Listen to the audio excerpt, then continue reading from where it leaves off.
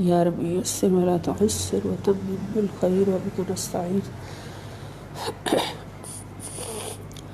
الحمدللہ رب العالمین والصلاة والسلام علی سید الانبیاء والمرسلین وعلی آلہ واصحابہ اجمعین۔ اعوذ باللہ من الشیطان الرجیم، بسم اللہ الرحمن الرحیم۔ خیرکم من تعلم القرآن وعلمہ، صدق اللہ مولانا العظیم وصدق رسولہ النبی الامین الکریم۔ اللہ رب العزت کا کروڑوں بار شکر ہے کہ صدقہ سید المرسلین رحمت للعالمین حضرت محمد مصطفیٰ صلی اللہ تعالیٰ علیہ وآلہ وسلم ہم اپنی کلاس الہدایہ قرآن کلاس میں قرآن کریم کی دلہن سورۃ الرحمن سے فیض یاب ہو رہے ہیں۔ اللہ پاک ہمیں اس سورہ مبارکہ کی صحبتوں سے پورا فائدہ اٹھانے کی توفیق عطا فرمائیں اور ہمارے ظاہر و باطن کو اللہ رب العزت اپنی محبت سے اور اپنی معرفت سے روشن فرمائیں۔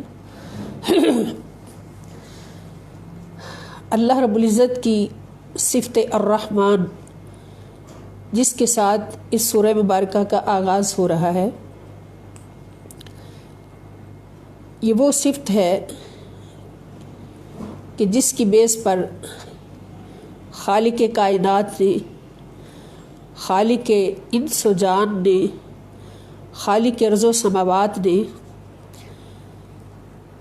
لقد خلقنا الانسان فی احسن تقویم کی گواہی دے کر اور اشرف المخلوقات بنائے گئے اپنے محبوب انسان کے سر پر لقد خلقنا الانسان فی احسن تقویم کا عظمتوں والا صحرا سجا کر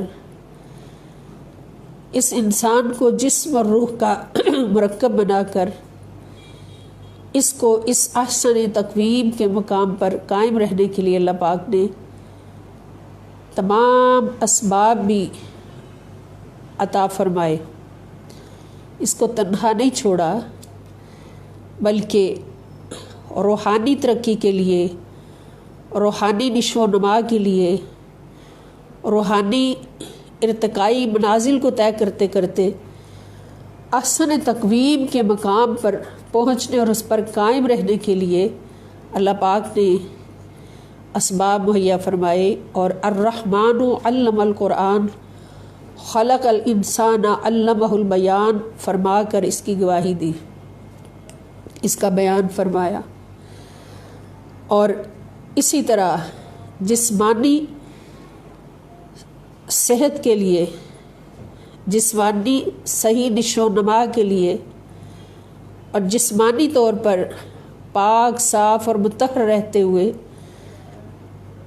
روحانی منازل کو طے کرتے ہوئے احسن تقویم تک پہنچنے کے لیے اللہ پاک نے وہ اسباب بھی سارے عطا فرمائے، وسائل عطا فرمائے، نعمتیں عطا فرمائیں، اور اتنی نعمتیں عطا فرمائیں کہ رب ذوالجلال خود فرماتا ہے کہ وَإِن تَعُدُّوا نِعْمَتَ اللَّهِ لَا تُحْصُوهَا، کہ اگر تم اللہ کی نعمتوں کو، اللہ کی انعامات کو اے انسان شمار کرنا چاہے لا تحصوها، تو ساری زندگی بھی لگا رہے، قیامت تک بھی لگا رہے تو ان کا شمار نہیں کر سکتا، جتنی نعمتیں اللہ پاک نے تجھے روحانی اور جسمانی صحت کو قائم رکھنے کے لیے عطا فرمائی اور اپنی بارگاہ میں اعلیٰ عظمتیں حاصل کرنے کے لیے عطا فرمائی، وسائل پیدا کیے۔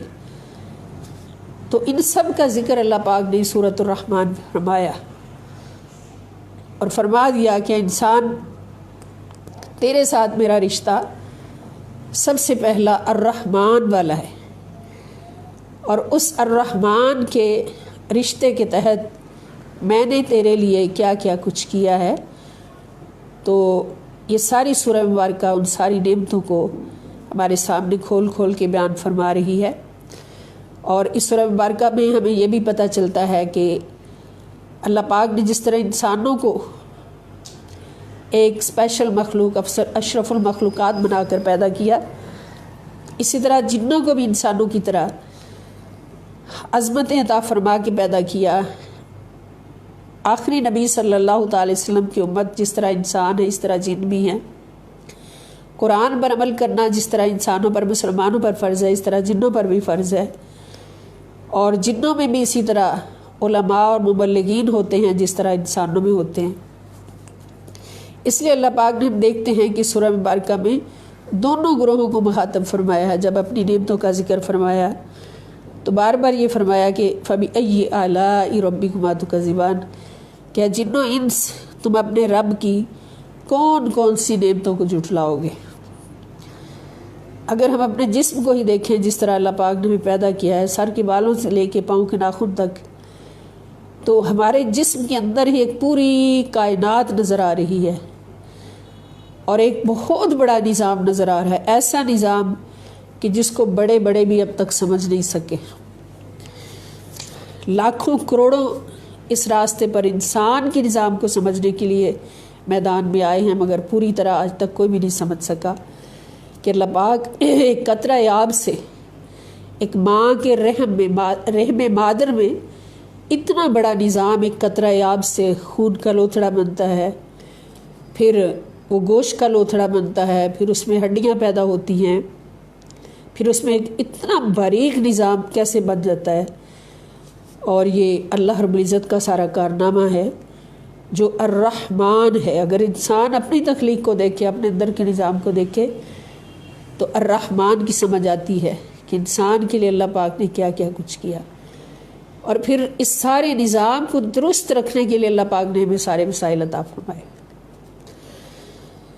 اور جب ہم غور کرتے ہیں کہ مادی نظام ہماری سمجھ سے بالا تر ہے، انسان روح اور مادہ کا مرکب ہے، تو یہ جسم جو مادہ ہے اس کا نظام ہماری سمجھ سے بالا تر ہے۔ سر کے بال کیسے بنے، ان کی کیا حقیقت ہے، اندر کا پورا نظام، ہارٹ کا پورا نظام، نظامی نظام ہے، نظام تنفس ہے، نظام دوران خون ہے، یہ سارے نظام اتنی باریک نظام کہ جسم کے کونے کونے تک باریک سے باریک نالیاں بھی خون پہنچا رہی ہیں۔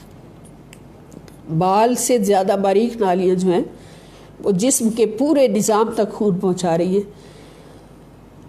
تو یہ نظام ہماری سمجھ سے بالا تر ہے کہ جس کو ہم کھول کے دیکھ بھی سکتے ہیں، ڈاکٹرز سرچ کر رہے ہیں، ایک ایک چیز پہ سرچ کر رہے ہیں، دیکھ بھی سکتے ہیں، اس پر ڈسکشن بھی کر سکتے ہیں، اور ہماری پہنچ بھی ہے۔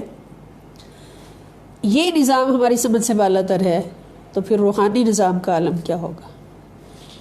وہ نظام جو صرف دست قدرت میں ہے، اس کو سوائے خدا کے کوئی نہیں جان سکتا، کوئی نہیں پہچان سکتا، تو پھر اس نظام کو سمجھنا کس کے بس کی بات ہے؟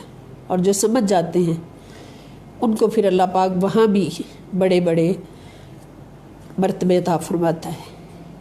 جیسے جسمانی نظام کو سمجھنے والا جسم کا ڈاکٹر بنتا ہے، اس طرح روحانی نظام کو سمجھنے والوں کو بھی اللہ پاک بہت بڑے ڈاکٹر بنا دیتا ہے، اور اختیار دے دیتا ہے۔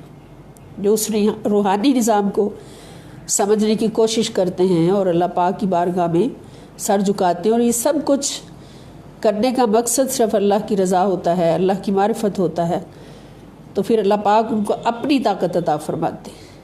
وہ چونکہ اللہ کے غلام بن کر اللہ کی نشانیوں کو اللہ کی معرفت کے لیے سمجھنے کی کوشش میں ہوتے ہیں، تو اللہ تعالیٰ پھر ان کو اپنی طاقت عطا فرماتا ہے، اور اس کا ذکر بھی قرآن کریم میں آئے گا ابھی اسی سورہ مبارکہ میں۔ تو اللہ پاک اس سورہ مبارکہ میں اپنی ساری نعمتوں کا ذکر فرما کے باری باری تو پھر پوچھتے ہیں کہ فَبِأَيِّ آلَاءِ رَبِّكُمَا تُكَذِّبَانِ، کیا جنو انس تم اپنے رب کی کون کون سی نعمتوں کو جھٹلاؤ گے؟ تو اللہ پاک فرماتے ہیں کہ اس سے قبل ہم نے انسان اور جن کی پیدائش کے بارے میں پڑھا، خلق الجان من مارج من نار فبأي آلاء ربكما تكذبان۔ اب اللہ رب العزت فرما رہے ہیں کہ رب المشرقین و رب المغربین، جنوں انس تمہارا رب کون ہے؟ جو رب المشرقین، دو مشرقوں کا رب، و رب المغربین، اور 2 مغربوں کا رب ہے۔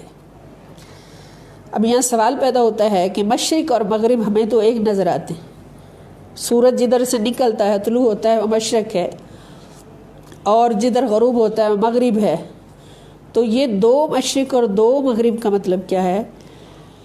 تو اس کا مطلب ہے کہ موسم گرما کا مشرق اور ہے اور موسم سرما کا مشرق اور ہے، اسی طرح موسم گرما کا مغرب اور ہے اور موسم سرما کا مغرب اور ہے۔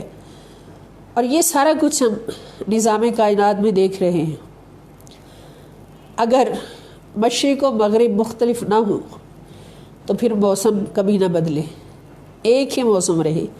اگر ایک ہی مشرق اور ایک ہی مغرب ہوتا تو پھر موسم نہ بدلتے، اور نہ ہی ہر موسم کے ساتھ جو مخصوص پھل ہوتے ہیں، سبزیاں ہوتی ہیں اور دیگر اشیاء ہوتی ہیں وہ بھی ہمیں نظر نہ آتی، بلکہ زراعت کا نظام اتنا خوبصورت نہ ہوتا اگر مشرق اور مغرب مختلف نہ ہوتے۔ اور یہاں تو اللہ پاک نے 2 مشرق اور 2 مغرب کا ذکر فرمایا۔ قرآن کریم میں ایک جگہ پر رب المشارق اور رب المغارب بھی آتا ہے، یعنی بہت ساری مشرقوں کا رب، 2 نہیں 2 سے زیادہ، کتنی اللہ جانے، خدا جانے یا مصطفیٰ جانے صلی اللہ علیہ وسلم، کہ وہ تو رب المشارق اور رب المغارب ہے۔ مشرقوں کا رب، کتنی مشرقیں ہمیں نہیں پتہ، کتنی مغربیں ہمیں نہیں پتہ، تو رب المشرقین 2 مشرق 2 مغرب تو موسم گرما اور موسم سرما کے حساب سے ہو گئی، لیکن مشارق اور مغارب کو دیکھا جائے تو پھر پتہ چلتا ہے کہ ہر دن کا مشرق اور مغرب الگ ہے، ہر دن کا مشرق اور مغرب الگ ہے۔ جب اس مسئلے پر ہم آتے ہیں تو پھر ہمیں اپنا رب رب المشارق اور رب المغارب سمجھ آتا ہے، اور جب موسم گرما اور سرما کے مشرق و مغرب کو دیکھتے ہیں تو پھر ہمیں اپنے رب کی صفت رب المشرقین اور رب المغربین سمجھ آتی ہے۔ اب ہر روز کا مشرق اور مغرب کیسے الگ ہے یہ بھی ہم دیکھتے ہیں سائنسی نقطہ نظر سے، کہ ہر دن جو ہے وہ دوسرے دن سے وقت کے لحاظ سے مختلف ہوتا ہے۔ مثلا ہم صرف رمضان کا مہینہ لے لیتے ہیں، ویسے تو ہر مہینہ اسی طرح ہوتا ہے۔ رمضان کے مہینے میں ایک چارٹ بنا ہوتا ہے کہ آج سحری اتنے بجے سے اتنے بجے تک ہے اور افطاری اتنے بجے سے اتنے بجے تک ہے۔ دوسرے دن وقت اس سے مختلف ہوتا ہے، 2-3 منٹ کا فرق ہوا ہوتا ہے۔ تیسرے دن وقت اس سے مختلف ہوتا ہے، چوتھے دن حتیٰ کہ 30 دن کا وقت ہر دن سے مختلف ہوتا ہے۔ تو اگر ایک دن سورج جو ہے وہ فرض کریں کہ 6 بجے طلوع ہوتا ہے تو اگلے دن 6:03 پر یا 4 منٹ پر یا 5 منٹ پر طلوع ہوتا ہے، فرق آ جاتا ہے۔ تو جب سورج 6 بجے طلوع ہوا ہے تو وہ ایک مشرق ہے، اور اگلے دن جو 2 منٹ بعد طلوع ہوا ہے تو وہ مشرق میں فرق آ گیا، 2 منٹ کا فرق۔ اس کا مطلب جہاں سے طلوع ہوتا ہے اس جگہ کا بھی فرق آ گیا، اس جگہ کا بھی فرق آ گیا کہ پہلے جگہ نیچے تھی جہاں سے 6 بجے طلوع ہوا، اور دوسرے دن 6:02 پر طلوع ہوا تو 2 منٹ میں سورج اور تھوڑا سا اوپر چلا گیا، جگہ بدل گئی۔ تیسرے دن 2 منٹ میں اور تھوڑا سا اوپر چلا گیا، جگہ بدل گئی۔ تو جس جگہ سے سورج طلوع ہوتا ہے وہ مشرق ہے، اور جس جگہ پہ غروب ہوتا ہے وہ مغرب ہے۔ تو جس طرح ہر دن مشرق کی جگہ بدلتی ہے، اسی طرح ہر دن مغرب کی جگہ بھی بدلتی ہے۔ یہ رب کے کارنامے، یہی خالق کائنات ہے۔ جو سمجھ میں نہ آ سکے وہی خدا ہے، وہی خدا ہے۔ تو 2 مشرقوں سے مراد موسم گرما کا مشرق، موسم گرما میں ہم دیکھتے ہیں کہ دن لمبے ہوتے ہیں، راتیں چھوٹی ہوتی ہیں، اور موسم سرما میں ہم دیکھتے ہیں کہ دن چھوٹے ہوتے ہیں، راتیں لمبی ہوتی ہیں۔ صاف ظاہر ہے کہ مشرق کا وقت موسم گرما میں مشرق کی جگہ اور ہوتی ہے، سورج طلوع ہونے کی جگہ مقام، سورج طلوع ہونے کا مقام اور ہوتا ہے، اور سردیوں میں سورج طلوع ہونے کا مقام اور ہوتا ہے، اس مقام میں فرق ہوتا ہے۔ تو اسی سے مراد رب المشرقین اور رب المغربین ہے۔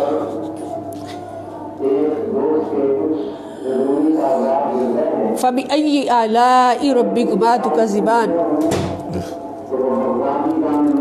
فَبِأَيِّ پس کون کون سی آلائی نعمتیں، ربکما تم دونوں اپنے رب کی، تکذبان جھٹلاؤ گے، تم دونوں اپنے رب کی کون کون سی نعمتیں جھٹلاؤ گے۔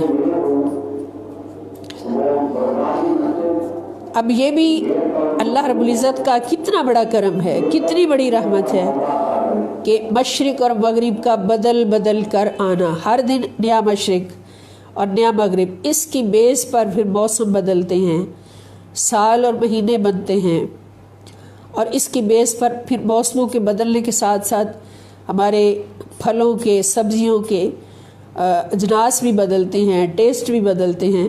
اور اگر ایک ہی مشرق اور مغرب رہتا تو پھر دن رات بھی نہ ہوتے، موسم بھی نہ بدلتے، پھل اور سبزیاں بھی نہ بدلتے، اور ایک ہی موسم سے کو لوگ برداشت بھی نہ کر سکتے، ایک ہی مشرق اور مغرب کو لوگ برداشت بھی نہ کر سکتے۔ یہاں دیکھ لیجئے کہ رحمان کون ہے جس نے انسان کا یہاں تک خیال رکھا، اور یہ ذہن میں رکھیں یہ سب کچھ رحمان نے کس کے لیے پیدا کیا ہے؟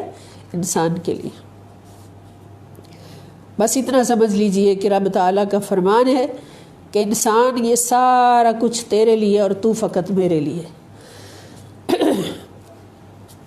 مرج البحرین یلتقیان، پھر اللہ پاک ایک اور نعمت کا ذکر فرما رہے ہیں کہ مراجا، اس نے جاری کر دیا ہے، اس نے کھلا چھوڑ دیا ہے، البحرین دو دریاؤں کو، دونوں دریاؤں کو، یلتقیان جو آپس میں مل رہے ہیں، مل کر چلتے ہیں۔ اور ان دونوں دریاؤں سے مراد کون سے دریا ہیں؟ ایک کھاری پانی کا دریا ہے، ایک میٹھے پانی کا دریا ہے، اور یہ دنیا میں دیکھا گیا ہے، دیکھنے والوں نے دیکھا مفسرین کرام میں سے، اور لکھا کہ ہم نے اپنی آنکھوں سے دیکھا کہ ایک لمبا سلسلہ ہے دریا کا، ایک طرف کھاری پانی چل رہا ہے، ایک طرف میٹھا پانی چل رہا ہے، اور دونوں ملے ہوئے ہیں، آپس میں ملے ہوئے لگتے ہیں، مگر ایک دوسرے میں مکس نہیں ہوتے، گڈ مڈ نہیں ہوتے، کھاری الگ چلتا ہے، میٹھا الگ چلتا ہے۔ اور اسی طرح ایک سمندر بھی دکھایا جاتا ہے اور موجود ہے کہ جس میں ایک طرف کھاری پانی ہے، ایک طرف میٹھا پانی ہے، لیکن وہ دونوں ملتے اس طرح ہیں، کلر بھی دونوں کے مختلف ہیں، ملے ہوئے ہیں لیکن ایک دوسرے میں گڈ مڈ نہیں ہوتے، یوں لگتا ہے جیسے ان کے درمیان میں ایک آڑ ہے، اور وہ آڑ کا ذکر یہاں پر بھی ہے۔ اللہ پاک فرماتے بینہما برزخ، ان دونوں کے درمیان، بینہما ان دونوں کے درمیان، برزخ ایک آڑ ہے، برزخ ایک آڑ کو کہتے ہیں، پردے کو، لا یبغیان وہ ایک دوسرے کے اندر گڈ مڈ نہیں ہوتے، ایک دوسرے کے اندر مکس اپ نہیں ہوتے، کھاری پانی الگ چلتا ہے، میٹھا الگ چلتا ہے۔ اور پھر سمندر میں سفر کرنے والوں نے بھی یہ سرچ کیا کہ سمندر ہم نے دیکھا ہے جو ہمارے پاکستان سے جس کی حد ملتی ہے، تو اس کے اندر بھی سفر کرنے والوں نے، سمندری سفر جہاں جہاں بھی لوگ کرتے ہیں، انہوں نے دیکھا ہے کہ جہاں کھاری پانی چاروں طرف موجود ہوتا ہے تو اس کھاری پانی کے درمیان سے ہی ایک میٹھا پانی نکل آتا ہے، کچھ رقبے کے اندر میٹھا پانی نکل آتا ہے۔ پھر ان کو پہچان ہوتی ہے سمندری سفر کرنے والوں کو، بحری جہاز چلانے والوں کو، کہ یہ میٹھا پانی، پھر وہ وہاں سے اپنے جہازوں میں ذخیرہ کر لیتے ہیں پینے کے لیے۔ تو یہ بھی دیکھیں اس رحمان کا نظام کہ سمندری سفر کرنے والا اگرچہ پانی میں سفر کر رہا ہے مگر سمندر کا پانی پینے کے قابل نہیں، کھاری پانی ہے یا کڑوا پانی ہے یا کیمیکل سے بھرا ہوا پانی ہے، تو اس کے اندر بھی اللہ پاک نے ایک میٹھے پانی کا نظام بنا دیا، سبحان اللہ، اور اس کی گواہی دے دی کہ مرج البحرین، کہ وہ رحمان ہے جس نے تمہارے لیے دو پانی جاری کیے ہیں۔ اگر کھاری پانی ہے تو اس کے ساتھ میٹھا پانی بھی جاری کر دیا ہے، اور کس لیے؟ تاکہ میٹھے پانی سے تم وہ فائدہ اٹھاؤ جس فائدے کے لیے وہ پیدا کیا گیا، اور کھاری پانی سے وہ فائدہ اٹھاؤ جس کے لیے وہ پیدا کیا گیا۔ اور یہ کھاری پانی کے سمندر جو ہیں کس لیے ہیں؟ یہ سفر کرنے کے لیے، ایک علاقے سے دوسرے علاقے میں جانے کے لیے۔ اگر یہ سمندری سفر نہ ہوتا تو پھر کس طرح سے لوگ ایک دوسرے ملک میں پہنچتے؟ تو یہ بھی رحمان کی کاریگری ہے، کس کے لیے؟ انسان کے لیے، کہ ان دونوں کے درمیان ایک آڑ بنا دی ہے کہ ایک دوسرے میں گڑبڑ نہیں ہوتے۔ فَبِأَيِّ آلَاءِ رَبِّكُمَا تُكَذِّبَانِ، بس کون کون سی نعمتیں تم اپنے رب کی جھٹلاؤ گے۔ یخرج، نکلتے ہیں، آگے اللہ پاک فرما رہے ہیں کہ نکلتے ہیں، منہما، ان دونوں پانیوں میں سے، اللؤلؤ، موتی، والمرجان، اور مرجان۔ لؤلؤ بڑے موتی کو کہتے ہیں، اور مرجان گونگے سیپی کو بھی کہتے ہیں، اور چھوٹے موتی کو بھی کہتے ہیں۔ تو ان دونوں کے درمیان سے موتی اور مرجان نکلتے ہیں۔ اب ان کا بھی فائدہ ہے۔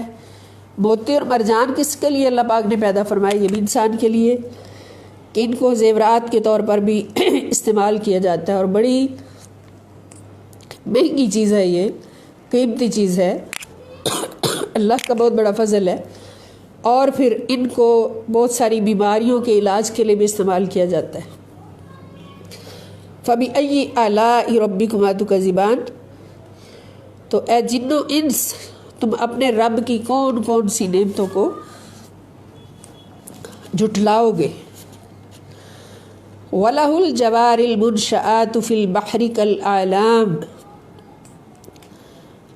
وَلَهُ، اور اسی کے فرما بردار ہیں، الجوار، جوار سے مراد ہیں جہاز، بڑے بڑے جہاز۔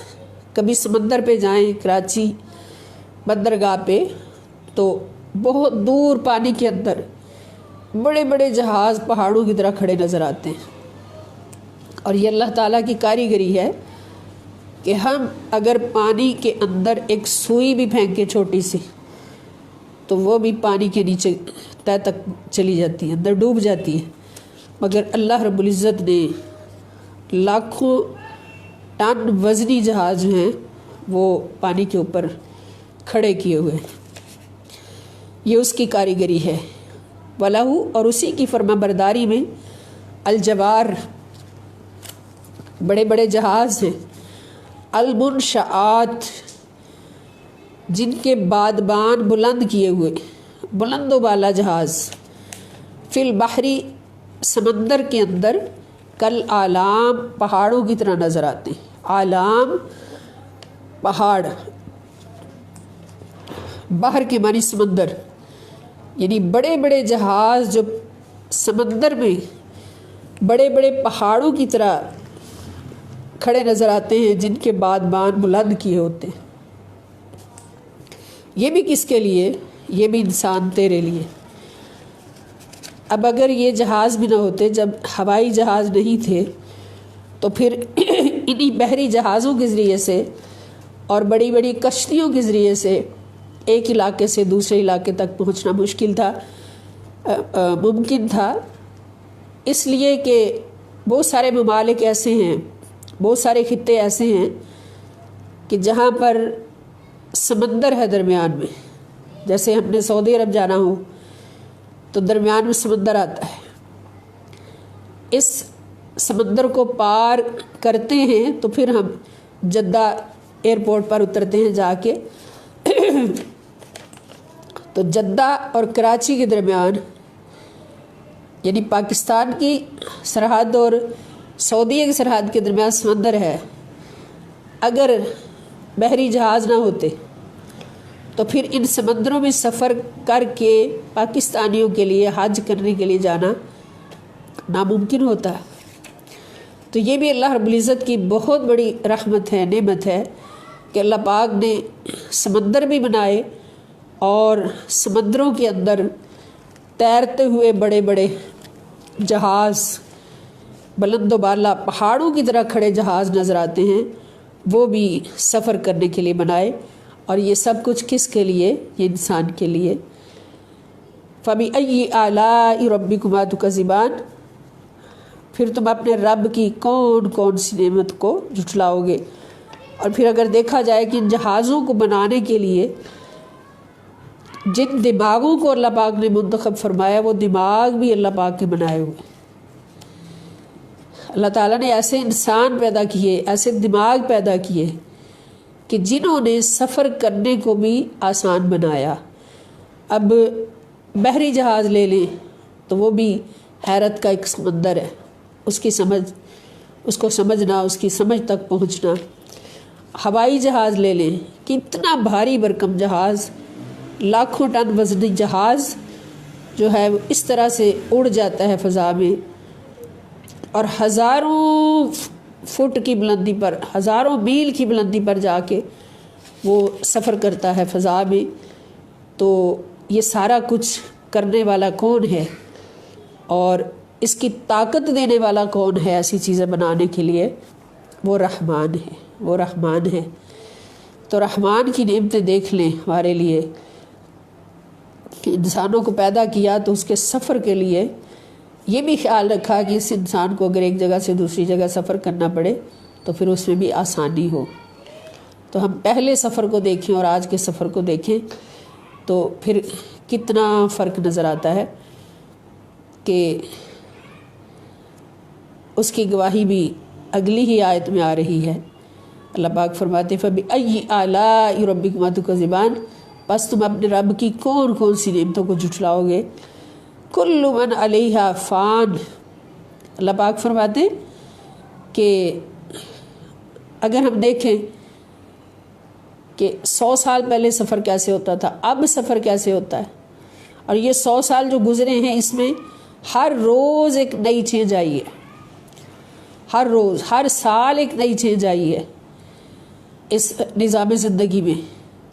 انسانوں کی جو اللہ پاک نے نعمتیں عطا فرمائی، انسانوں کو آسانیوں کے لیے وسائل جو پیدا فرمائے، ان میں ایک نئی چیز آئی ہے اور پہلے سے زیادہ آسانیاں عطا فرمائی ہیں، پہلے سے زیادہ ترقیاں ہوئی ہیں۔ یہ سب کچھ ہمیں کیا بتاتا ہے کہ کل یوم ہوا فی شأن، کہ ہر دن اللہ رب العزت نئی شان کی جلوہ گری فرماتا ہے، اپنی ایک نئی شان دکھاتا ہے۔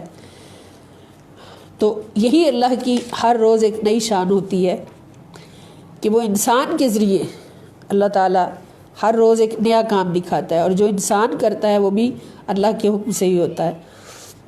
اللہ پاک فرماتے ہیں کل من علیہا فان، کل ہر چیز، من جو بھی علیہا اس زمین پر ہے، فان وہ فانی، اس زمین پر، اس کائنات میں جو چیز بھی ہے ہر چیز فانی ہے، ہر چیز نے ایک دن فنا ہونا ہے۔ وَيَبْقَى، اور باقی رہے گی، وجہ ربک، وجہ اس کا لغوی معنی تو ہوتا ہے چہرہ، اور یہاں مراد ہوگا ذات ربی کا، آپ کے رب کی، اور باقی رہے گی آپ کے رب کی ذات، ذوالجلال والاکرام، جو بہت ہی جلال اور اکرام والی ہے، یعنی احسان والی ہے، احسان فرمانے والی ہے، بہت عظمت والی اور احسان فرمانے والی ہے۔ فقط اللہ کی ذات باقی رہے گی۔ اللہ رب العزت کا یہ اسم مبارک ذوالجلال والاکرام، حضور نبی کریم صلی اللہ تعالیٰ علیہ وآلہ وسلم فرماتے ہیں کہ جب بھی دعا مانگو تو دعا مانگتے وقت یا ذوالجلال والاکرام ضرور کہا کرو۔ حضور نے فرمایا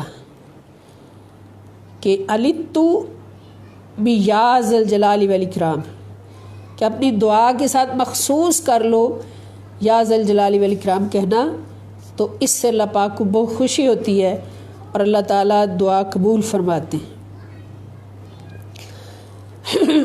تو اللہ رب العزت کا اب یہاں دیکھیں، اللہ پاک نے جب یہ ذکر فرمایا کہ وَيَبْقَى وَجْهُ رَبِّكَ، کہ باقی رہے گی ذات کس کی؟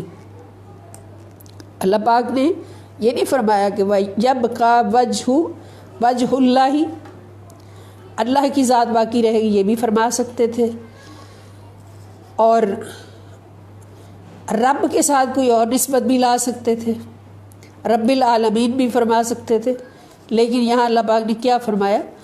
وَيَبْقَى، اور باقی رہے گی وَجْهُ رَبِّكَ، اے میرے محمد مصطفیٰ صلی اللہ علیہ وسلم، آپ کے رب کی ذات، آپ کے رب کی ذات باقی رہے گی۔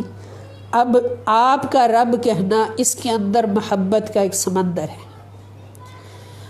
حضور علیہ السلام کو مخصوص کر لینا اپنی نسبت کے لیے، اپنے تعارف کے لیے، اللہ تعالیٰ نے ڈائریکٹ اپنا نام نہیں لیا کہ میرا تعارف یہ ہے کہ میری ذات ہمیشہ باقی رہے گی، میں اللہ ہوں، اللہ کی ذات ہمیشہ باقی رہے گی۔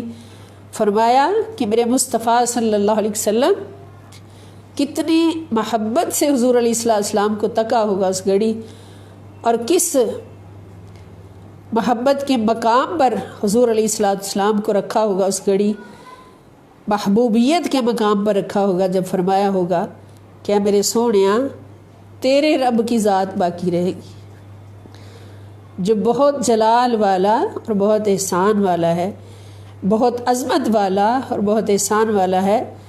گویا بتا دیا کہ میرے محبوب اگر کسی کو ذوالجلال ہو کر جلال عطا کرتا ہوں، عظمتیں عطا کرتا ہوں، تو تیرا رب ہونے کے ناطے، تیرے صدقے سے، اور اگر کسی پر احسان کرتا ہوں، ذوالجلال والاکرام کے مقام پر ہوتے ہو کسی پر احسان کرتا ہوں، تو وہ بھی میرے مصطفیٰ تیرا رب ہو کر، وجہ ربی کا، تیرا رب ہو کر، تو جو کچھ بھی ہمیں ملتا ہے خدا کی قسم صدقہ مصطفیٰ ملتا ہے، عزتیں ملتی ہیں تو صدقہ مصطفیٰ ملتی ہیں صلی اللہ علیہ وسلم، اللہ کے احسانات کی بارشیں ہوتی ہیں تو صدقہ مصطفیٰ صلی اللہ علیہ وآلہ وسلم ہوتی ہیں۔ اللہ رب العزت جب اپنا تعارف بھی وسیلہ مصطفیٰ صلی اللہ علیہ وسلم کروا رہے ہیں، تو پھر سوچ لیں کہ اللہ تعالیٰ کون سی نعمت ہے جو حضور کے وسیلہ سے نہیں دیتے۔ ہر نعمت کا نزول ہے تو وسیلہ مصطفیٰ سے ہے، ہر احسان کا نزول ہے تو وسیلہ مصطفیٰ سے ہے۔ کھاتے ہیں سبھی ان کا، پیتے ہیں سبھی ان کا، جو کچھ بھی ہمیں ملتا ہے خدا کی قسم دینے والا ہے اور عطا کرنے والا در مصطفیٰ ہے صلی اللہ علیہ وآلہ وسلم۔ فَبِأَيِّ آلَاءِ رَبِّكُمَا تُكَذِّبَانِ، پس تم دونوں اپنے رب کی کون کون سی نعمتوں کو جھٹلاؤ گے۔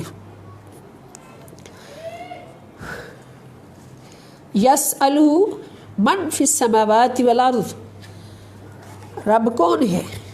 اللہ کون ہے؟ اور میرے مصطفیٰ تیرا رب کون ہے؟ فرمایا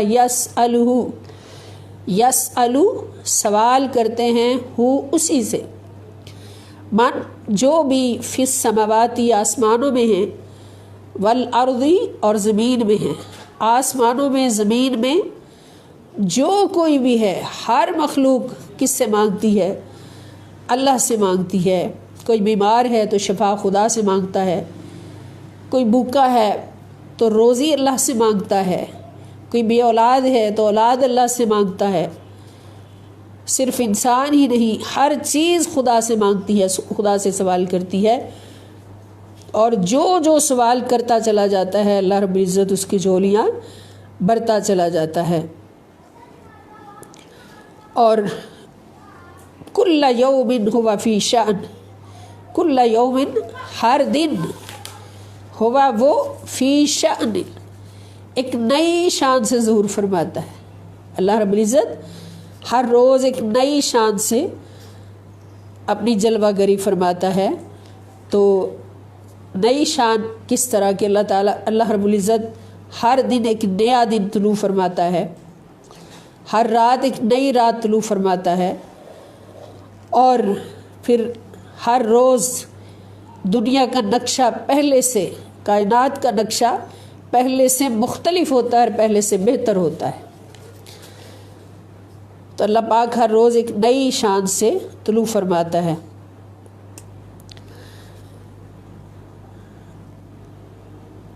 فَبِأَيِّ آلَاءِ رَبِّكُمَا تُكَذِّبَانِ، تو تم دونوں اپنے رب کی کون سی کو جھٹلاؤ گے۔ سَنَفْرُغُ لَكُمْ، اللہ پاک فرما رہے ہیں سَنَفْرُغُ، ان قریب ہم توجہ فرمائیں گے، لکم تمہاری طرف،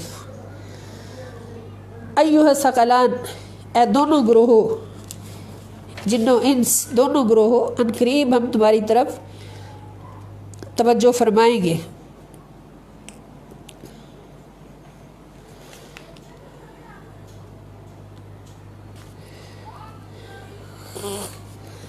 فَبِأَيِّ آلَاءِ رَبِّكُمَا تُكَذِّبَانِ، تو تم اپنے رب کی کون کون سی نعمتوں کو جھٹلاؤ گے۔ اللہ رب العزت نے جب یہ فرمایا کہ کل یوم ہوا فی شأن، کہ اللہ تعالیٰ ہر روز ایک نئی شان کے ساتھ ظہور فرماتے ہیں، تو علامہ قرطبی لکھتے ہیں کہ کسی بادشاہ نے اپنے وزیر سے اس آیت کا مفہوم پوچھا کہ اللہ تعالیٰ کس طرح سے ہر روز ایک نئی شان سے ظہور فرماتے ہیں، تو وہ بتا نہ سکا۔ اس نے کہا مجھے کل تک کی مہلت دیجئے، تو وہ مہلت لے کر اپنے گھر آ گیا اور بہت پریشان تھا۔ اس کا ایک سیاہ فام غلام تھا، اس نے کہا کہ آپ پریشان کیوں ہیں؟ تو اس نے بتایا کہ مجھے سلطان نے مجھ سے یہ سوال کیا ہے، مجھے اس کا جواب نہیں آ رہا۔ تو اس نے غلام نے کہا کہ مجھے سلطان کے پاس لے چلیں، میں اسے اس آیت کا مفہوم بتا دوں گا۔ یعنی اس نے پھر غلام نے جا کے غلام کو سلطان کے سامنے پیش کر دیا، تو اس نے سلطان سے کہا، غلام نے پھر سلطان سے کہا کہ اللہ تعالیٰ کی شان یہ ہے کہ وہ رات کو دن میں اور دن کو رات میں داخل کرتا ہے، زندہ کو مردہ سے، مردہ کو زندہ سے نکالتا ہے، بیمار کو صحت یاب اور صحت یاب کو بیمار کرتا ہے، آرام و عافیت والے کو مصیبت میں مبتلا کرتا ہے، اور جو مصیبت میں مبتلا ہے اس کو آرام اور سکون عطا فرما دیتا ہے، وہ ذلیل کو عزت بخشتا ہے اور عزت والے کو ذلیل کرتا ہے، وہ غنی کو فقیر کرتا ہے اور فقیر کو غنی کرتا ہے۔ بادشاہ نے یہ سن کر اسے قلمدان وزارت سونپ دیا۔ بادشاہ کو سمجھ آ گئی، تو اس نے وزارت کا قلمدان جو تھا وہ اس غلام کو دے دیا۔ تو غلام نے پھر کہا کہ یا مولائی ھذا من شأن اللہ تعالی، اے میرے آقا یہ بھی اللہ کی ایک نئی شان ہے۔ ایک غلام کو وزیر بنا دیا، کل یوم ہوا فی شأن، کہ وہ ہر روز ایک نئی شان سے ظہور فرماتا ہے، تو یہ بھی اللہ کی ایک شان ہے۔ تو اس طرح سے وہ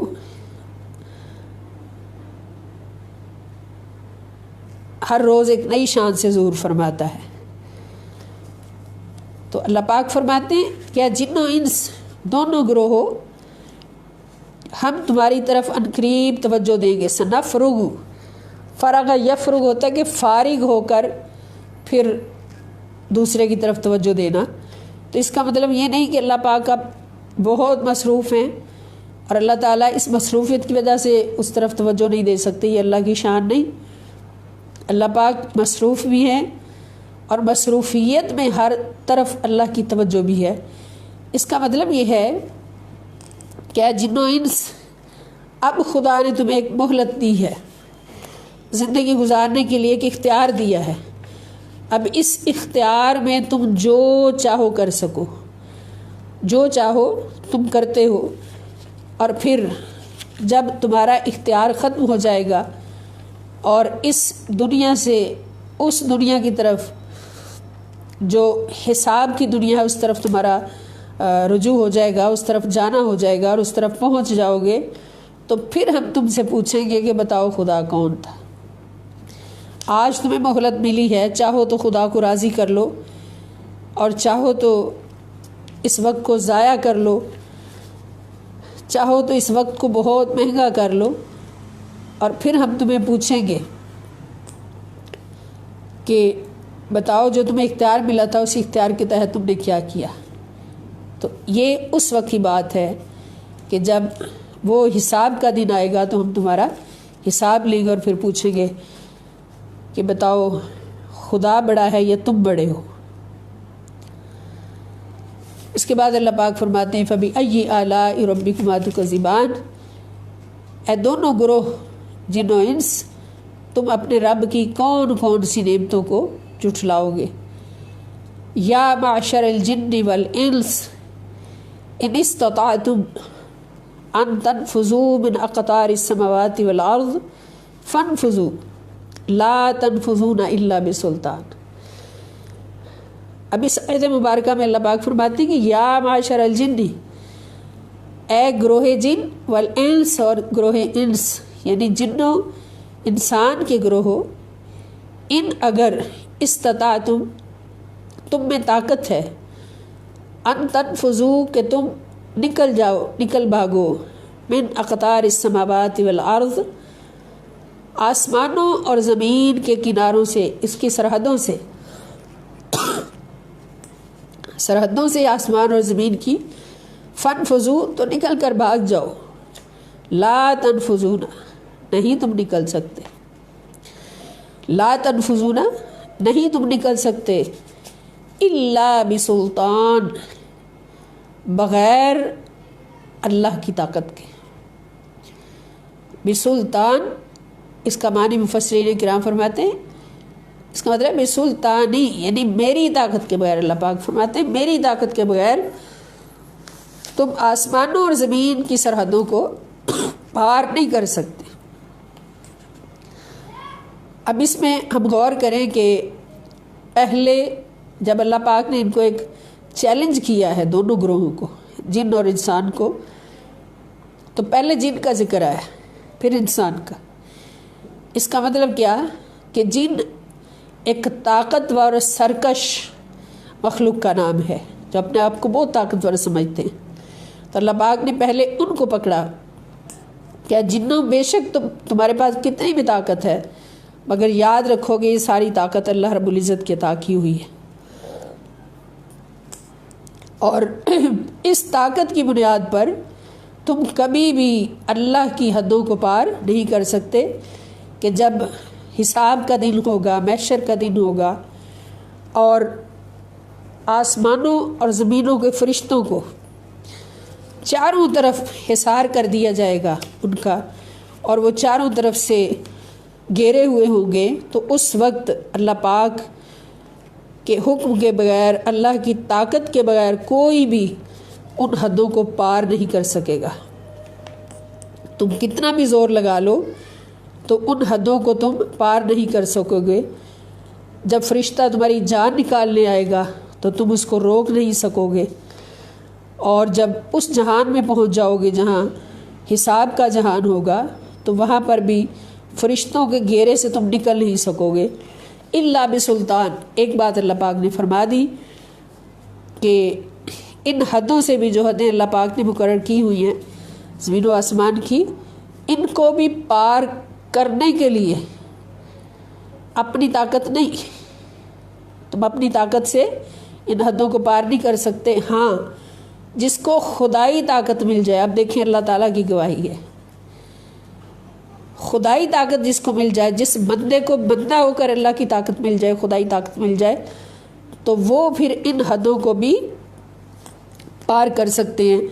جیسے معراج کی شب نبی کریم صلی اللہ تعالیٰ علیہ وآلہ وسلم کی ذات والا صفات، جسم اور روح کے ساتھ حضور علیہ السلام نے ساری حدوں کو پار کیا، ساتوں آسمانوں کو پار کیا، آسمانوں کی حدوں کو بھی پار کیا، من اقطار السماوات والارض، زمین کی حدوں کو بھی پار کیا، پھر سماوات ساتوں آسمانوں کی حدوں کو بھی پار کیا، اور سدرۃ المنتہا کی حد کو بھی پار کیا، اور کہاں پہنچے؟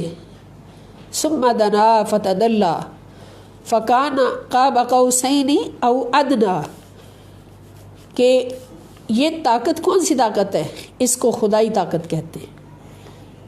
یہ بندے کی ذاتی طاقت نہیں ہوتی، یہ اللہ رب العزت کی طاقت کے جلوے ہوتے ہیں جو بندے کے اندر آتے ہیں، اللہ پاک اس کو عطا فرماتے ہیں، پھر اس طاقت کی بنیاد پر وہ ان حدوں کو پار کر سکتا ہے۔ جیسے نبی پاک صلی اللہ تعالی وسلم جو اشرف الانبیاء ہیں اور فخر انسانیت ہیں، فخر بشریت ہیں، فخر نورانیت ہیں، حضور تو سب سے اولا و اعلیٰ ہیں، تو حضور کو اللہ پاک نے جو خدائی طاقت عطا فرمائی، اس طاقت کا تو کوئی اندازہ ہی نہیں کر سکتا۔ وہ اتنی بڑی طاقت حضور علیہ السلام کے پاس، خدائی طاقت، اللہ بسلطان کے تحت وہ خدائی طاقت کہ جس کا کوئی بڑے سے بڑا بھی اندازہ نہیں کر سکتا، جبریل بھی اندازہ نہیں کر سکتا، جس کے پاس اتنی طاقت ہے کہ وہ آنکھ جھپکنے کی دیر میں زمین و آسمانوں کے کناروں کو پار کر لیتا ہے۔ تو اس طاقت کی بنیاد پر حضور علیہ السلام نے اپنے جسم سمیت روح اور جسم کے مرکب کے ساتھ اتنا لمبا سفر کیا، اور کتنی دیر لگی، سبحان اللہ۔ یہ بھی حضور کی طاقت، خدائی طاقت، اللہ کی عطائی طاقت کہ زنجیر بھی ہلتی رہی، بستر بھی رہا گرم، ایک پل میں سر عرش سے ہو آئے محمد صلی اللہ علیہ وآلہ وسلم۔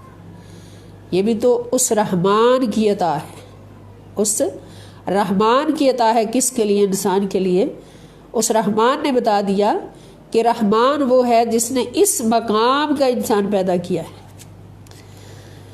اس مقام کا انسان پیدا کیا، اور یہی انسان کامل ہے جس کو اللہ پاک فرماتے الرحمن علم القرآن خلق الانسان علمہ البیان۔ یہی خلق الانسان کے اندر یہی انسان ہے کہ اللہ فرماتے ہیں میری طاقت کے بغیر کوئی زمین و آسمان کے کناروں کو پار نہیں کر سکتا، اور جس کے پاس میری طاقت ہے وہ کر سکے گا، اللہ بسلطان کر سکے گا اور کر سکتا ہے۔ اور وہ بھی اللہ پاک نے دکھا دیا کہ تم اس انسان سے، اس انسان کو دیکھ کر اندازہ کر لو کہ انسان ہے رحمان کا پیدا کیا ہوا، اس کی یہ طاقت ہے کہ زنجیر بھی ہلتی رہی، بستر بھی رہا گرم، ایک پل میں سر عرش سے ہو آئے محمد صلی اللہ علیہ وسلم۔ تو پھر اس کو پیدا کرنے والے رحمان کی طاقت کیا ہوگی، اس کو پیدا کرنے والے رحمان کی شان اور عظمت کیا ہوگی، اس کو پیدا کرنے والے رحمان کی شان اور عظمت کیا ہوگی۔ تو اسی لیے اللہ پاک نے فرما دیا کہ وہ یبقی وجہ ربک ذو الجلال والاکرام، کہ میرے مصطفیٰ تجھے دیکھتے جائیں اور تیرے رب کو پہچانتے جائیں، تیری شانوں کو دیکھتے جائیں اور تیرے رب کو پہچانتے جائیں۔ میری پہچان جو کرے گا، حقیقت کیا سمجھ آئی؟ رب نے فرما دیا کہ میری پہچان جو کرے گا وہ تیرا رب ہونے کے ناطے کرے گا۔ رب کس کو کہتے ہیں؟ پیدا کرنے والا، تربیت کرنے والا۔ تیری تربیت کو دیکھ کر، تیری شانوں کو دیکھ کر، تیری عظمتوں کو دیکھ کر، تیرے سفر کو دیکھ کر، سفر معراج کو دیکھ کر پھر میری پہچان ہوگی کہ جو مصطفیٰ کا رب ہے، اللہ وہی ہے جو مصطفیٰ کا رب ہے، ربی کا، تیرا رب ہے۔ اور یہ لفظ صرف یہاں پر نہیں، یہ بہت سارے مقامات پر قرآن میں آتا ہے، جہاں بھی اللہ پاک نے اپنی شان و عظمت بتانا ہوتی ہے تو ربی کا، فلا وربک لا یؤمنون حتی یحکموک فیما شجر بینہم ویسلموا تسلیما، اور اذ قال ربک للملائکۃ اسجدوا لآدم اذ قال ربک انی جاعل فی الارض خلیفہ۔ اپنا تعارف کروایا تو ربو کا کہہ کے، ربی کا کہہ کے، تو یہ اللہ کی خدائی طاقت ہے، جس طاقت کی بنیاد پر نبی کریم صلی اللہ تعالی علیہ وآلہ وسلم نے سفر معراج فرمایا. یہ خدائی طاقت ہے، اس میں شک کرنے والا مسلمان ہی نہیں. اور اسی طرح صوفیہ کرام کو طاقت ملتی ہے، وہ جو جیتے بھی اللہ کے لیے مرتے بھی اللہ کے لیے. ان صلاتی و نسکی و محیای و مماتی للہ رب العالمین، جن کی زندگی کا مقصد ہوتا ہے صوفیہ کرام، ان کی طاقت کا بھی دائرہ کار امکان سے لے کر مدارج قرب تک اس کا نفوذ ہوتا ہے. یعنی یہاں دائرہ امکان جو ہے، یہاں سے مدارج قرب تک وہ پہنچ جاتے ہیں. جیسے غالباً حضرت با یزید بستامی رحمۃ اللہ علیہ کے بارے میں سنا ہے کہ وہ روحانی طاقت سے آسمانوں پہ فرشتوں میں چلے جایا کرتے تھے، روحانی طاقت سے پرواز فرماتے اور فرشتوں کی مجلس میں تشریف فرما ہو جاتے، اور فرشتے سارے ان کو دیکھ کر اٹھ کر کھڑے ہو جاتے، تعظیماً کھڑے ہو جاتے تھے. یہ ان کی طاقت تھی. تو یہ طاقت ان کی اپنی نہیں تھی، بندے کی طاقت نہیں تھی، یہ خدائی طاقت تھی. اور اس کی گواہی اللہ پاک سورہ رحمان میں دے رہے ہیں کہ لا تنفذون الا بسلطانی، کہ تم آسمان و زمین کے کناروں کو نہیں پار کر سکتے، نہیں کر سکتے. ہاں کر سکتے ہیں وہ جن کے پاس خدائی طاقت ہو، جن کو اللہ کہہ دے کہ میں اس کا ہاتھ بن گیا، میں اس کی نظر بن گیا، میں اس کا دل بن گیا، میں اس کی زبان بن گیا، میں اس کا قدم بن گیا. ان کو یہ طاقت ملتی ہے. حدیث قدسی، اور اس حدیث قدسی پر ہر مسلک کا اتفاق ہے کہ اللہ پاک فرماتے کہ میرا بندہ نوافل ادا کرتے کرتے میرے قریب آتا ہے، اور اتنا قرب لے لیتا ہے، قریب آتا جاتا ہے، اتنا قرب حاصل کر لیتا ہے، اتنا میرے قریب آ جاتا ہے، میرے جلووں میں گم ہو جاتا ہے کہ میں اس کا ہاتھ بن جاتا ہوں جس ہاتھ سے وہ کام کرتا ہے، میں اس کی زبان بن جاتا ہوں جس زبان سے وہ بولتا ہے، میں اس کی نظر بن جاتا ہوں جس نظر سے وہ دیکھتا ہے، میں اس کا دل بن جاتا ہوں جس دل سے وہ سوچتا ہے، حتیٰ کہ میں اس کا قدم بن جاتا ہوں جس قدم سے وہ چلتا ہے. یعنی دیکھنے میں وہ بندہ ہوتا ہے، مگر اس کے اندر سرتپا طاقت کس کی ہوتی ہے؟ الا بسلطانی. اس کے اندر طاقت اللہ فرماتا ہے میری ہوتی ہے، میری طاقت سے وہ دیکھتا ہے. سبحان اللہ. پھر اس کا دیکھنا کیا ہوگا جو خدا کی طاقت سے دیکھتا ہے. میری طاقت سے وہ بولتا ہے، پھر اس کا بولنا کیا ہوگا جو خدا کی طاقت سے بولتا ہے. خدا کی طاقت کیا ہے؟ مردوں کو زندہ کرنا. خدا کی طاقت کیا ہے؟ کہ 12 سال کی ڈوبی ہوئی بیڑی دریا میں ڈوب چکی، مر چکے ساری بارات، اس کو کن کہہ کے کنارے پہ لے آنا پوری بارات کو بیڑی سمیت. یہ خدا کی طاقت ہے، بندے کی طاقت نہیں. لیکن اللہ پاک فرماتے ہیں، اللہ تعالیٰ بندوں سے ہی فرما رہے ہیں کہ تم آسمان و زمین کے کناروں کو پار نہیں کر سکتے. یہ بھی تو کنارے ہیں نا، کہ بندہ کہے کم بیزنی اور 100 سال کا مردہ اٹھ کے کھڑا ہو جائے کلمہ پڑھتے ہوئے. یہ بھی تو اللہ کی حدیں ہیں نا مقرر کی ہوئی، کنارے ہیں. لیکن اللہ تعالیٰ خود گواہی دے رہے ہیں کہ میرے بندے بھی ایسا کر سکتے ہیں، مگر الا بسلطان، مگر جن کو میری طاقت مل چکی، وہ ایسا کر سکتے ہیں جن کو میری طاقت مل چکی ہو. تو یہ صوفیاء کی طاقت ہے، یہ اولیاء کی طاقت ہے، یہ غوث و ابدال کی طاقت ہے. کہ کوئی کہے، عیسائی کوئی کہے کہ میرے نبی عیسیٰ علیہ السلام مردوں کو زندہ کر لیتے تھے. اے مسلمان، تیرے نبی کیا کرتے تھے؟ تو مسلمان آگے سے بڑے وقار سے جواب دے کہ تیرے نبی مردوں کو زندہ کرتے تھے، میرے نبی کے ادنا غلام مردوں کو زندہ کر لیتے. اس نے کہا دکھاؤ، آنکھوں سے دکھاؤ. حضور غوث اعظم کے پاس لے گیا، جا کے عرض کی کہ حضور اس کو مردہ زندہ کر کے دکھا دیں. تو حضور غوث اعظم سیدنا شیخ عبد القادر جیلانی رضی اللہ تعالیٰ عنہ کہ جو اس صف میں شامل ہیں اللہ تعالیٰ جن کو فرما رہے لا تنفذون الا بسلطان، آپ ایک قبر کے پاس کھڑے ہوئے اور اس سے فرمایا کہ بتاؤ کون سا مردہ زندہ کرنا ہے، تو اس نے کہا اس قبر کا مردہ زندہ کر دیں۔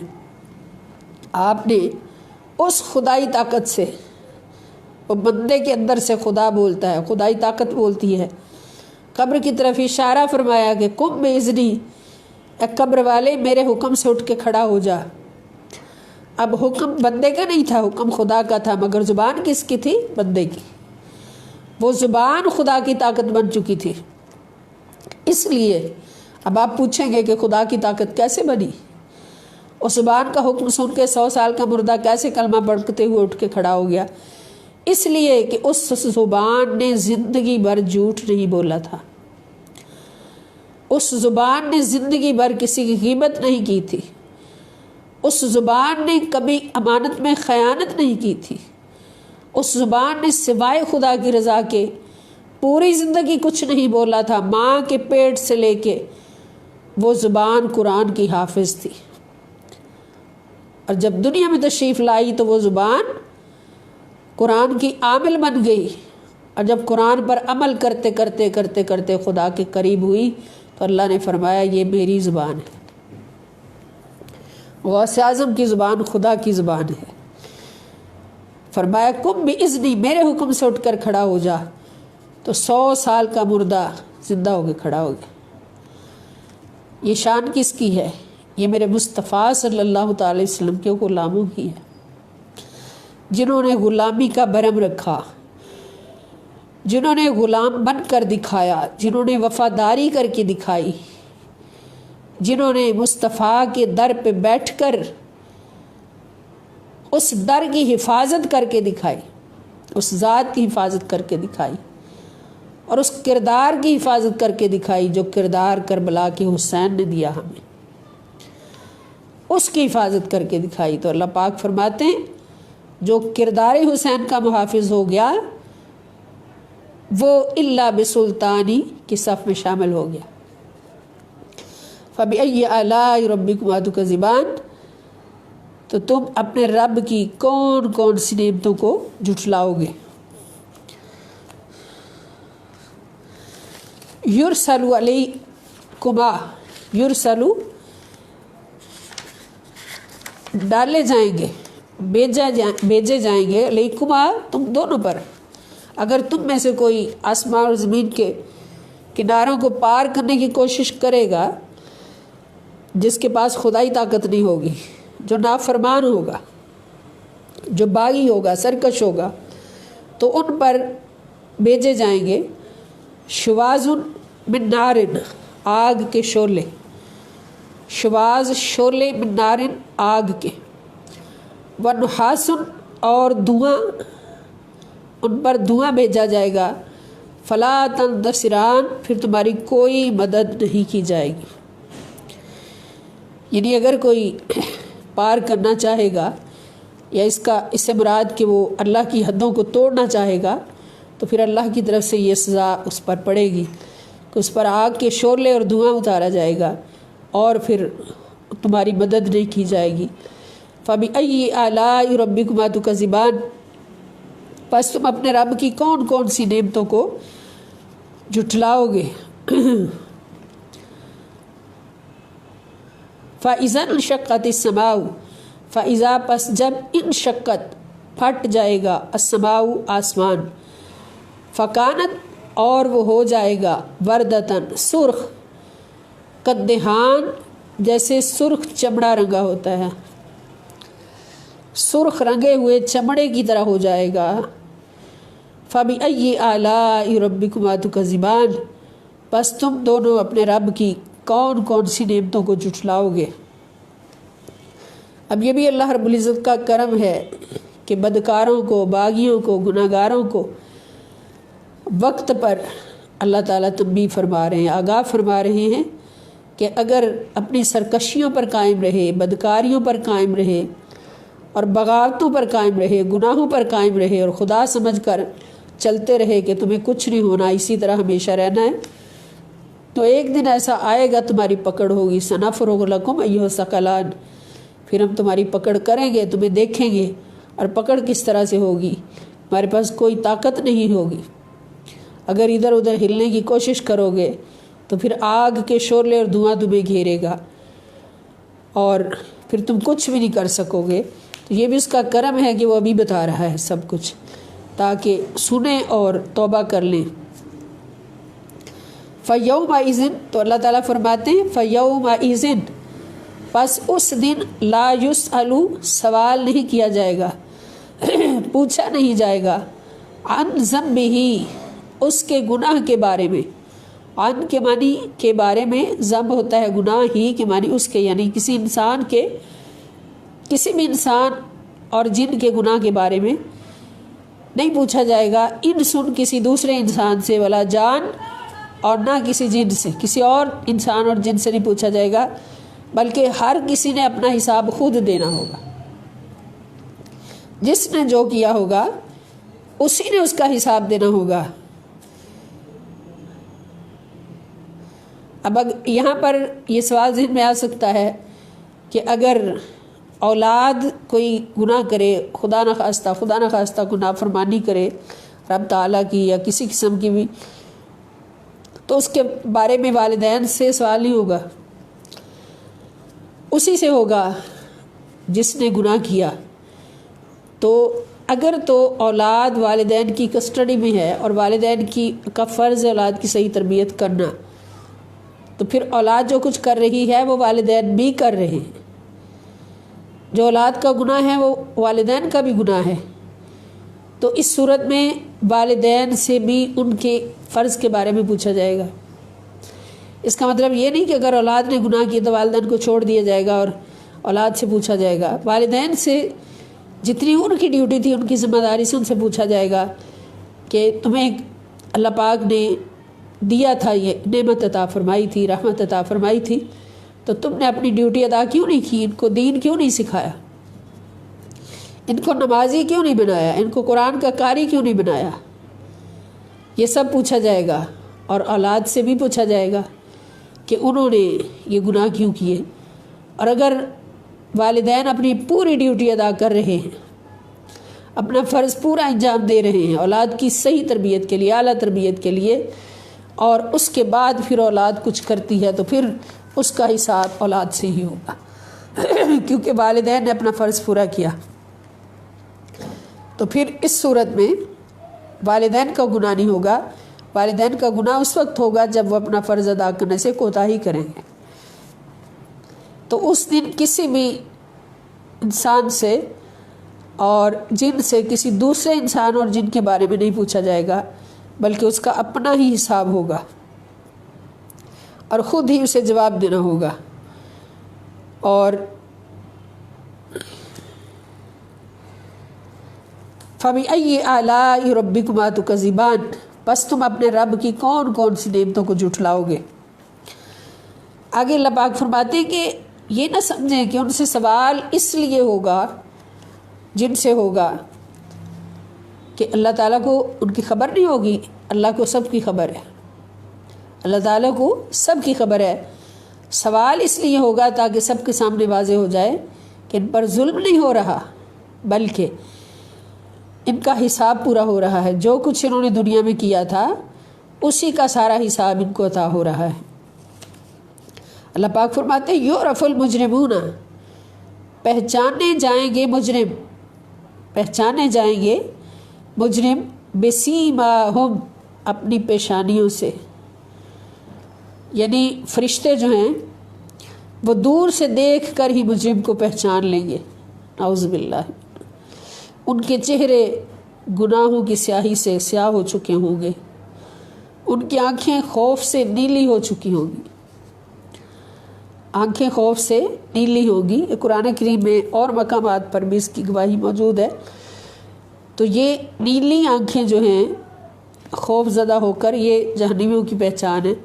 اور آج کل لوگ جو ہیں، لڑکے بھی لڑکیاں بھی، لینز لگا کر اپنی آنکھیں نیلی کر کے بڑا فخر محسوس کرتے ہیں۔ ان کو یہ سوچ لینا چاہیے کہ جو کلر آنکھوں کا اللہ رب العزت نے عطا فرمایا ہے وہ اللہ کی مرضی کا ہے، اور اللہ رب العزت کی مرضی میں اتنی بڑی رحمت ہے کہ ہم اس کا اندازہ نہیں کر سکتے۔ اور جب اس کلر کو ہم چینج کریں، خدا نخواستہ کوئی چینج کرے اور اس کو بلیک کی جگہ نیلا کر لے یا براؤن کی جگہ نیلا کر لے، تو نیلا رنگ جو ہے یہ جہنمیوں کی پہچان ہے، استغفر اللہ۔ تو ان کی آنکھیں خوف سے نیلی ہوگی، اور انہیں پیشانی کے بالوں سے فیوخذ بالنواصی والاقدام، فیوخذ تو انہیں پکڑ لیا جائے گا، بالنواصی پیشانی کے بالوں سے، والاقدام اور ان کی ٹانگوں سے، پیشانی کے بالوں سے اور ان کی ٹانگوں سے ان کو پکڑ لیا جائے گا۔ فَبِأَيِّ آلَاءِ رَبِّكُمَا تُكَذِّبَانِ، پس تم اپنے رب کی کون کون سی نعمتوں کو جھٹلاؤ گے۔ تو فرشتے ان کو پکڑیں گے اور ان کو نعوذ باللہ جہنم میں پھینک دیا جائے گا، اور اس وقت انہیں کہا جائے گا کہ یہ ہے وہ جہنم جس کا تمہارے ساتھ وعدہ کیا گیا تھا اور جس کا تم انکار کیا کرتے تھے۔ ہذہ جہنم التی یکذب بہا المجرمون، ہذہ یہی ہے جہنم، وہ جہنم التی جس کا یکذب جھٹلاتے تھے، بہا جس کو، المجرمون مجرم، اور ان سے کہا جائے گا کہ یہی وہ جہنم ہے جس کو تم جھٹلایا کرتے تھے۔ اور اس جہنم میں ان کا حال کیا ہوگا؟ یطوفون، وہ گردش کرتے رہیں گے۔ طافہ یطوف ہوتا ہے طواف کرنا، گردش کرنا، گھومنا۔ وہ گردش کرتے رہیں گے بینہا، اس جہنم کے درمیان، وبین حمیم آن، اور کھولتے ہوئے گرم پانی کے اندر، حمیم گرم پانی، آن کھولتا ہوا، یعنی جب جہنم میں وہ گردش کریں گے، جہنم میں سڑیں گے، تو رو رو کے کہیں گے کہ ہمیں پیاس بہت لگی، ہمیں پانی پلا دیں۔ جب وہ پانی مانگیں گے تو ان کو کھولتا ہوا پانی دیا جائے گا، بہت گرم کھولتا ہوا پانی۔ جب وہ پئیں گے تو ان کے گلے سڑ جائیں گے، وہ نگل نہیں سکیں گے۔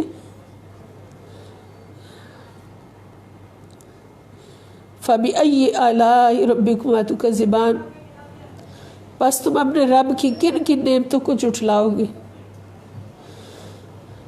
اللہ پاک سے ہم دعا کرتے ہیں، اللہ کریم ہمیں جہنم کی آگ سے بچا، اللہم وقنا عذاب النار، اللہم وقنا عذاب النار، اللہم وقنا عذاب النار۔ اللہ کریم ہمیں اپنی نعمتوں پر ہر وقت شکر گزار رہنے کی توفیق عطا فرما، شکر ادا کرنے کی توفیق عطا فرما۔ مولا کریم ہمیں جہنم کی آگ سے بچا، مولا ہم جہنم میں جلنے کے قابل نہیں۔ اپنے مصطفیٰ کریم رحمت للعالمین صلی اللہ تعالیٰ علیہ وآلہ وسلم کے صدقے مولا ہمیں جہنم سے بچانا، اللہ کریم ہر مسلمان کو جہنم سے بچانا مولا۔ اللہم ربنا اغفر لی ذنوبی ولوالدی ولجمیع المؤمنین والمؤمنات والمسلمین والمسلمات الاحیاء منہم والاموات بجاہ سید المرسلین صلی اللہ تعالیٰ علیہ وسلم برحمتک یا ارحم الراحمین۔ اللہ کریم ہمیں سورہ رحمان پڑھتے پڑھتے اللہ پاک رحمان کا بندہ بننے کی توفیق دے دے۔ یا اللہ پاک عباد الرحمن میں شامل فرما دے ہمیں مولا، عباد الرحمن میں شامل فرما دے مولا، ہمیں عباد الرحمن میں شامل فرما دے۔ رب مصطفیٰ، یا رب مصطفیٰ، ہمیں عباد الرحمن میں شامل فرما دے، صلی اللہ تعالیٰ علیہ وسلم۔ آمین ثم آمین۔ السلام علیکم ورحمۃ اللہ وبرکاتہ، وإلی اللقاء ان شاء اللہ تعالی، والسلام علیکم ورحمۃ اللہ۔